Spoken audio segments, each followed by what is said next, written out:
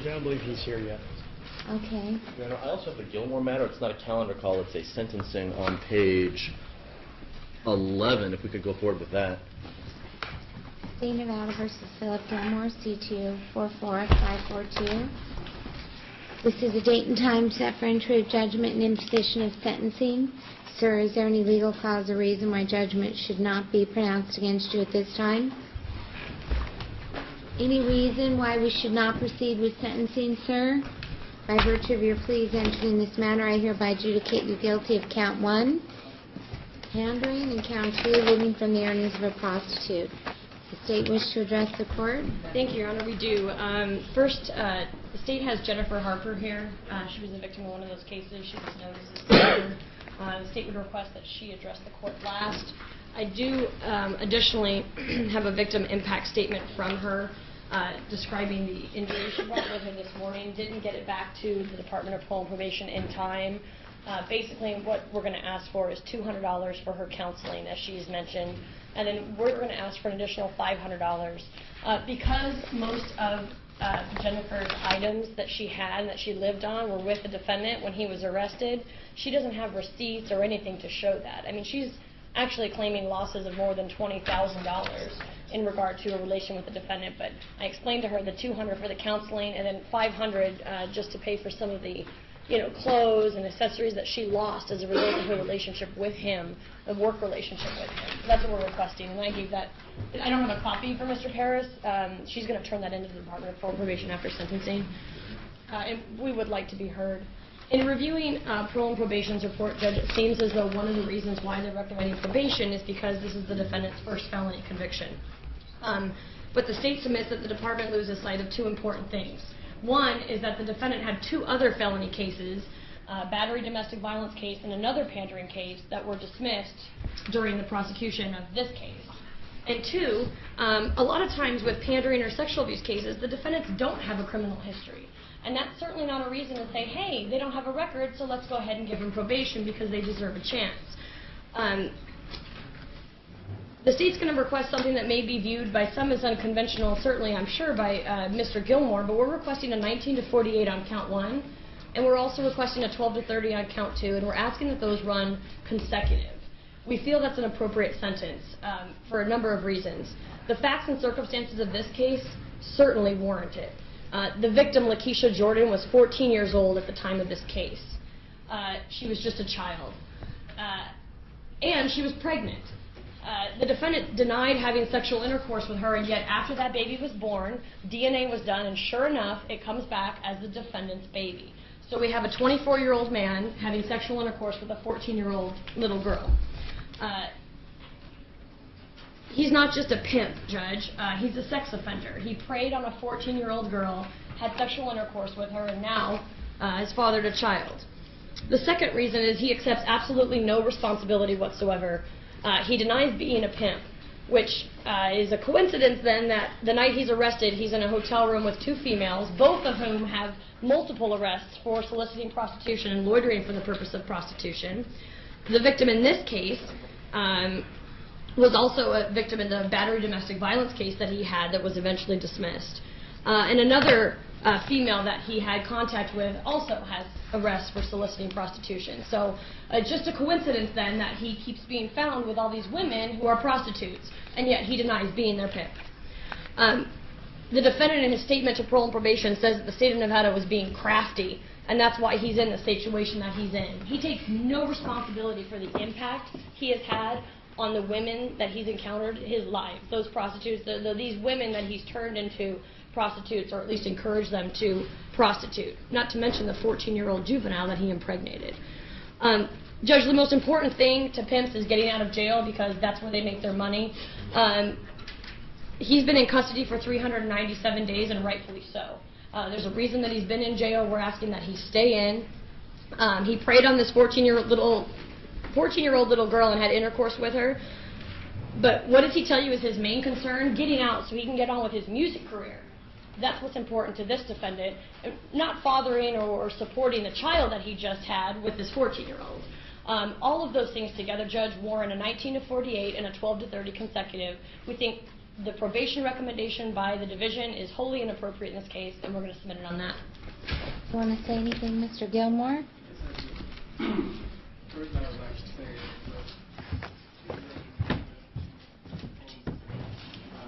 for what she failed to mention was Ms. Lakeisha Jordan lied about her age with false identification, which she admits in the interview that she said she was 19.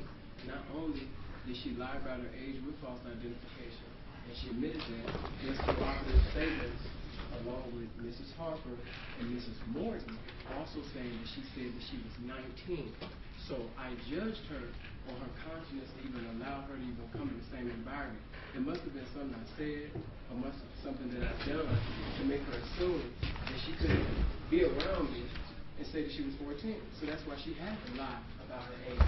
What she also failed to bring up was the case with the domestic violence and the other pandering, and these so-called alleged victims in this case are of age, 19, 23, 22. I don't mess with kids. I'm not a sex offender. I don't mess with children. That's number one. As far as the pandering goes, the definition according to the state was to entice a woman to become a prostitute or get into a continuity of it. I didn't either. She sat up there and she said when they asked her, first of all, they had an interview with no parent, no guardian, no lawyer there, so they were able to basically coach the girl all throughout 3 interviews with her, which everything is contrary one to another. And they asked her, they said, well, what did he say to entice you to get into prostitution? He really didn't say anything. And what she also failed to bring up was that Mrs. Jordan has been engaged in prostitution, or at least she professed that she had, since the age of 12 years old. So if she's been prostituting since the age of 12 years old, then she's already an actress. That's what she does. She's a manipulator. She lied to me. And as far as the living of the earnings of prostitution, she professes that she gave the money to Mrs. Harper. Mrs. Harper says that she gave the money to Mrs. Morton. Mrs. Morton says that I wasn't a pimp, and she never gave me any money. So the money never even made it to my hand. You understand? The reason why I pled guilty to this is because since I've been incarcerated, I've been able to see other inmates go to trial and get broke off, lose, and stay in prison for the rest of they all talking this appeal talk, and from me looking in, I don't think it's going to transpire. I don't see it happen. So I just thought this would be the best money to take the deal. They came with this new information as far as this girl being impregnated by me. I profess that I did not have sex with her. They come at the last minute. The dates. Hey, you had sex with her because the baby's yours. No. That's the only way you get a baby with your DNA is you have sexual intercourse. Lesson number 1. You don't get pregnant by looking at somebody. So you need to stop that nonsense right now. You can't get pregnant? I mean, do I have to explain that to you? How you get pregnant? I understand Okay. I understand since I already have a child, but at the same time, even with that, Mrs. Leverett, all I would say is all that would have been prevented if she would have said her real age. Okay, that's fine, but don't say that that's not your baby. There's a DNA test.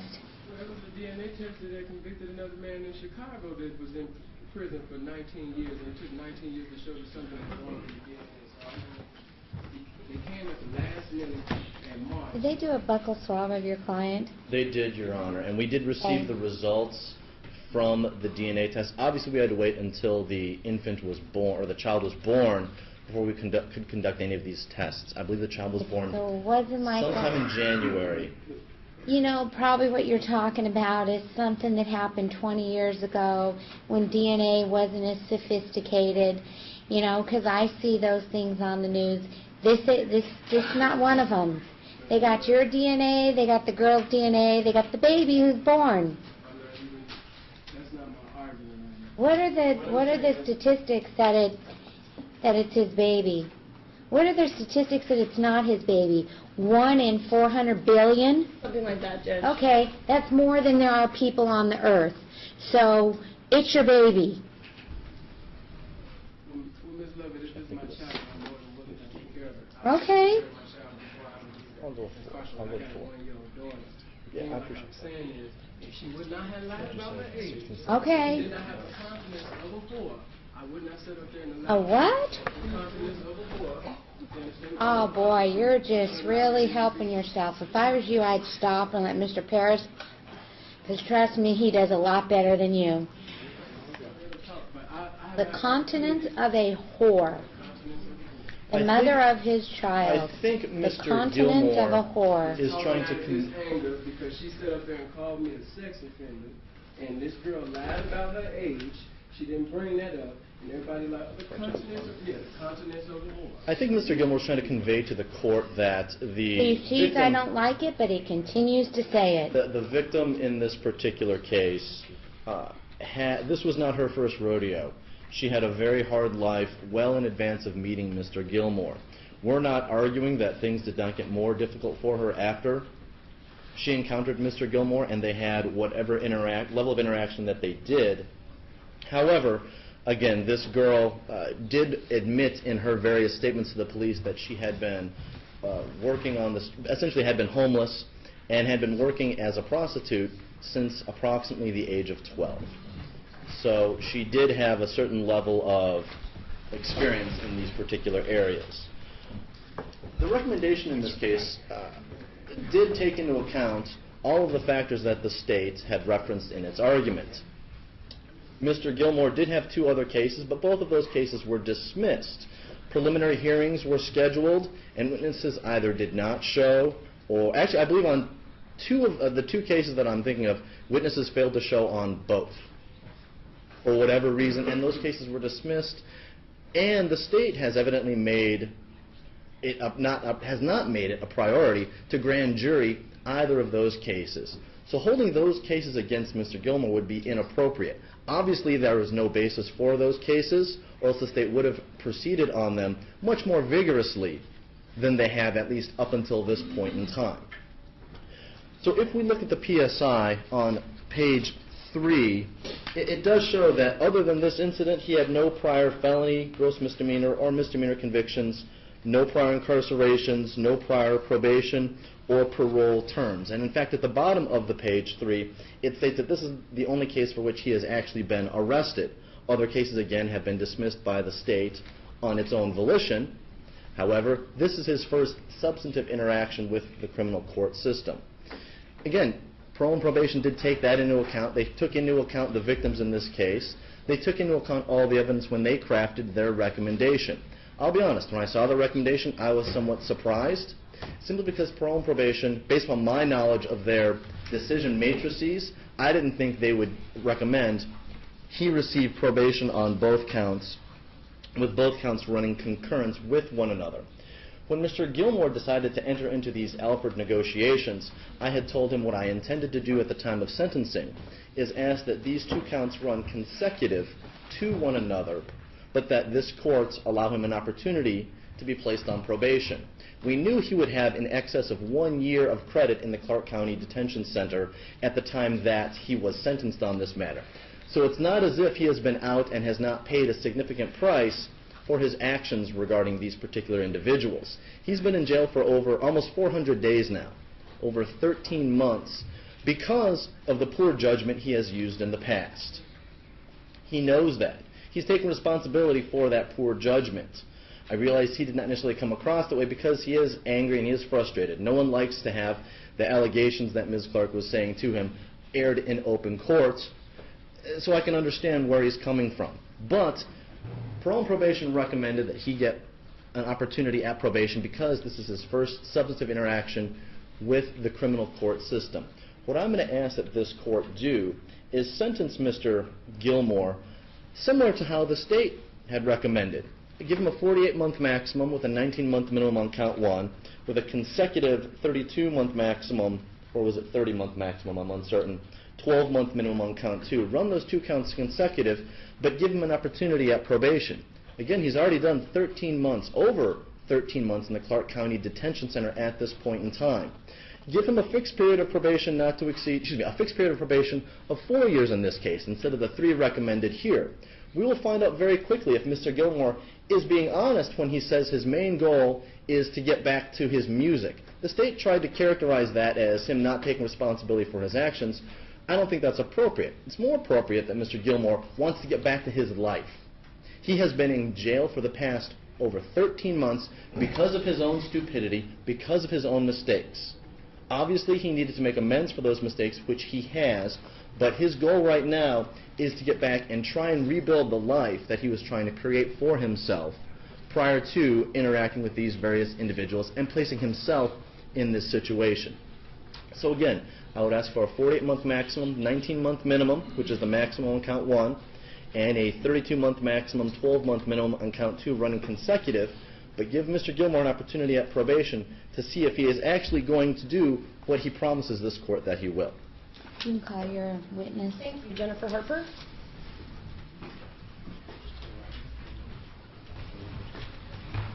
Okay.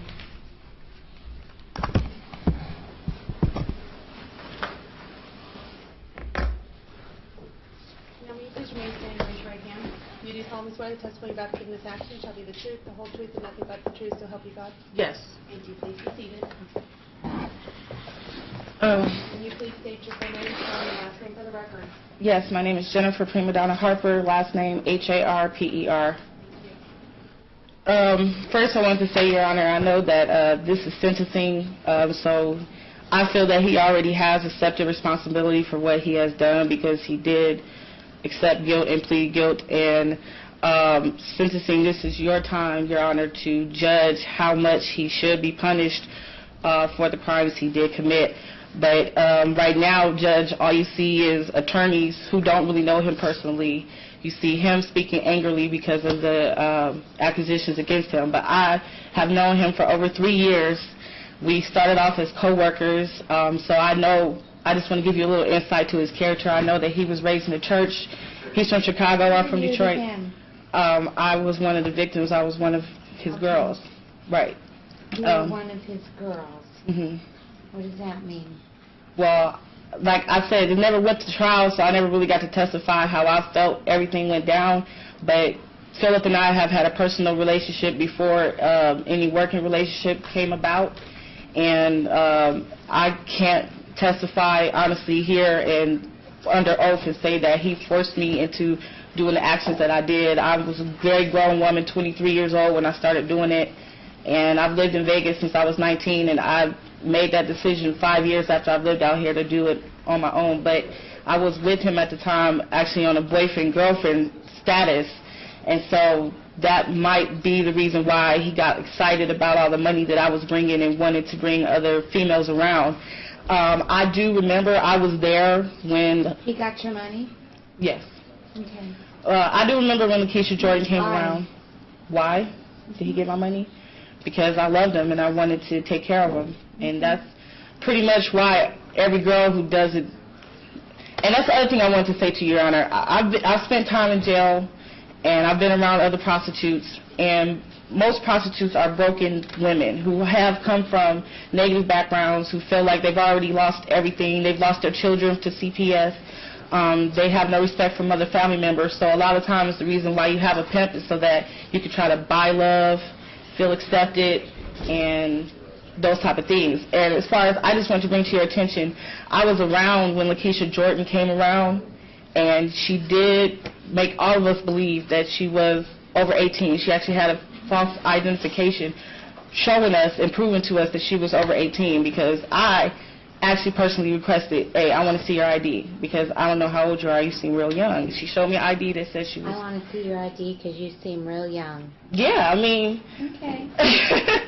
But, I mean, people are crafty. She had a fake ID, so... And she was only around us for less than 48 hours. It wasn't like a long-term relationship with her, working relationship or anything like that. So... Long enough to get pregnant. Well, obviously. I mean, some of the things I'm still finding out myself at the last minute. But, like, I can personally attest, we got the room at the plaza the night that she came home, and the next day she was arrested. And that was the extent of the time that she was around us. She wasn't around us very long at all. I was only actually with him on that level for about 6 weeks. So that's another thing that I want you to take in consideration with his sentencing. It's not like he's a career pimp or someone who's been pimping for all of his life for 5 years. It was something that he basically just got involved in at the beginning of 2008. So did I. And I'm taking domestic violence counseling now, mental health counseling, and I personally, I'm the victim in this case.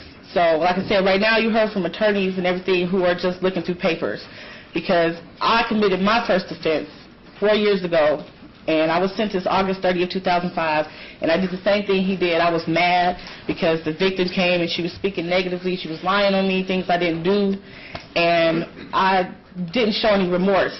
The state had suggested probation, but I still ended up doing 6 months flat because of my negative attitude at my sentencing, and because I didn't really understand the penal system. Now that I am older and I do have an understanding of the penal system, I feel like it's designed to punish people for their crimes, but also to rehabilitate them from them.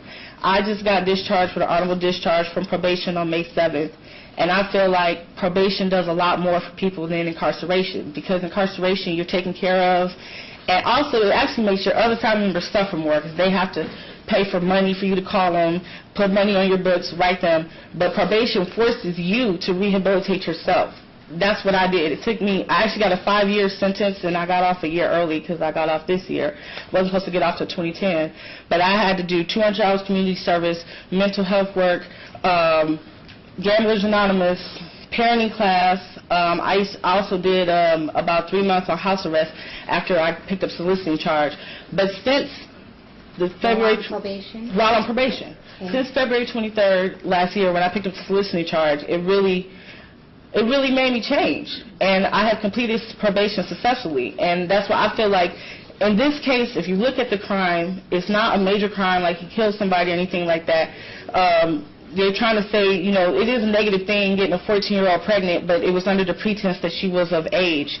But as far as what he's done, it's not that bad of a crime. And I feel like having probation where you have a curfew and all these stipulations, pay restitution back to me, will actually change him.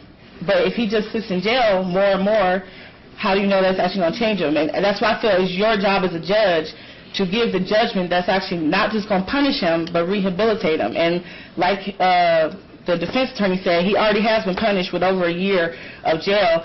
And like I said, some person who just... You've gone way beyond what a victim impact statement is. I'm sorry. Into telling me what my job is. I'm not trying to tell you what your job is. Anything else you want to tell me about how this has impacted you? Yes, like I said, right now I'm going through domestic violence and mental health counseling. And you seem like you're doing real well. Yes, Congratulations. I feel like the counseling has helped, it's changed, and also the things that I had to go through with probation has changed me. And well, I would say it took a year to straighten out my life, because by the beginning of this year, I was to the point where I didn't have a desire to do that anymore. I'm in a stable job, in a stable living situation, and that's why I can personally attest to probation really changing you and helping you stabilize your life, because that's what it's for. And that's what I want as a victim, because he does have another child that he hasn't seen that's a year old. I just found out today about this one, but that's what has been my goal and my focus is my daughter. And you can't do nothing for your kids when you're in prison. Nothing. Thank you very much for your statement. Thank you. Step down. Got it? Okay, and how much restitution were you requesting total? $700, Judge. In accordance with the law of the state of Nevada, this court does now sentence you as follows: initially $25 administrative assessment, $150 DNA fee. I'm going to order that you submit to genetic marker testing. At this time, as to count 1, the court's going to sentence you to 18 to 48 months. Nevada Department of Corrections is to count 2, 12 to 32 months to run consecutive to count 1. He has 397 days credit for time served. We're going to impose $700 in restitution. Thank you, Your Honor. Your Honor, I have one more matter on page 17.